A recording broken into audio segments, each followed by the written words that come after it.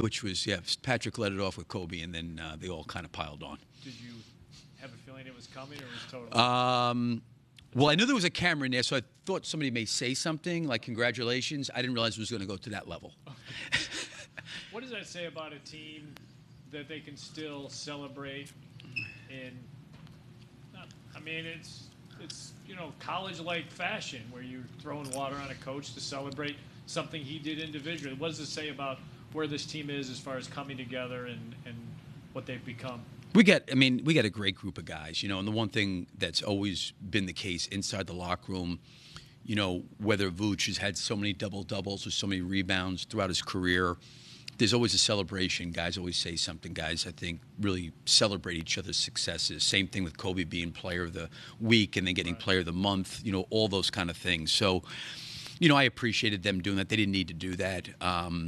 They were all kind, even yesterday, sending out text messages to me, and then they said a few things there, which was really nice. It really means a lot to me because, they're a part of it too, with what happened yesterday. And I don't know if I needed to be soaked like that, but certainly I appreciated the congratulations. Let's go to the game now. The very thing that we talked about in the pregame, you're kind of warning and talks with them. Williams hits 2 free throws, then hits a 7-footer, and now it's 14-7 after back-to-back threes. Before that, you call a timeout. Was that just kind of a reset reminder of, hey, what have we talked about? Let's get back to business, because it seemed to work. Yeah, I mean, the biggest thing, Joe, for us is I really liked the response after they jumped on us and got up by 10. We took the lead, I think, 18-17, and then we closed out the half really, really well. And then in the second half, like our first 3 or 4 possessions are not great on either end of the floor. And then next thing you know, the lead, which was 20, is now down around 10. Yeah. That. We got to be better at that stuff because, so much of at the end of the season when you're playing these games, sometimes it comes down to a jump ball, loose ball, a free throw line block out, all those kind of things. And we're not going to not make mistakes, but we can't have like stretches. Someone turns the ball over with, it's got to be a mentality. We just turned it over. We got to get something good right now. Hey, we missed a block out our rotation, rebound. You got to be able to get that stuff done. Right. And I just didn't think that we played, as clean as we did in the first half. What kind of rhythm do you think Kobe White's in right now? Kobe's been great. I think he's playing really well. I think the one thing that's helped him is he's really figured out different angles and ways to get himself to the free throw line. Because I don't know what the numbers look like since the All-Star break, but I don't really remember him attacking the basket in this way and, getting himself to the free throw line as well. And he's got really good, I think, awareness now of where defenders are and where he's got an advantage. But I think all the way around, just the way he's shooting the ball, his shot selection, the way he's spraying it out, the way he's generating shots for I think he's got a really, really nice blend of keeping himself aggressive with, at the same point, keeping everyone else involved. Last one for me then with Josh Giddey.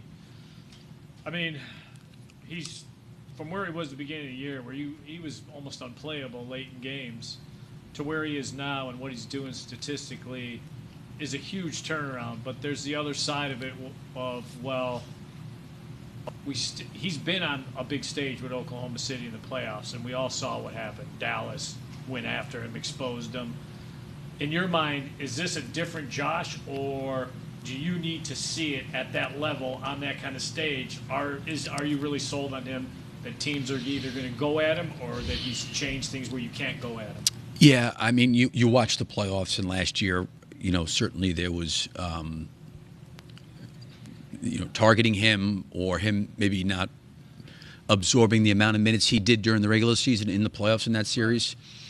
I think different players go through different situations, and I think for him it was probably a good learning situation for him in some ways. It probably helped him grow.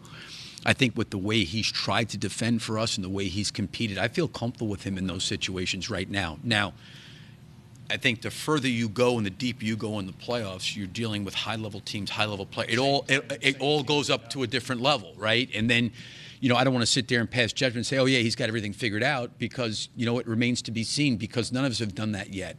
But I do feel with the commitment he's made on the defensive end of the floor, I feel confident that he is going to put forth a great effort, and I think he's probably learned a lot from that Dallas series. Billy, Steve Reed from the Associated Press. With Florida and the national championship, I just wonder how connected are you still to the program? How much do you communicate with coaches there, the staff there, and secondly, what are you going to be doing Monday night? Yeah, I mean, I keep in touch with everybody. I don't want to say like I'm plugged in and we're talking once a week at all. Everybody's got jobs and responsibilities. I've got our season going on, but certainly, yesterday being in San Antonio, I got a chance to see the athletic director a little bit. A lot of people that had worked there, I spent some time with. It was good to catch up with those people. I'm in contact with them, and I really appreciate it. Like the university reached out to my dad, and they took him along on the trip to go to the Final Four, and that was even before any of the stuff with me in the Hall of Fame. Like he had no idea that Florida just did that. So they've been always great to my family, great to my parents, and I really appreciate them doing that. So there is just, you're there for 19 years, and a lot of the people that were there when I left are still there.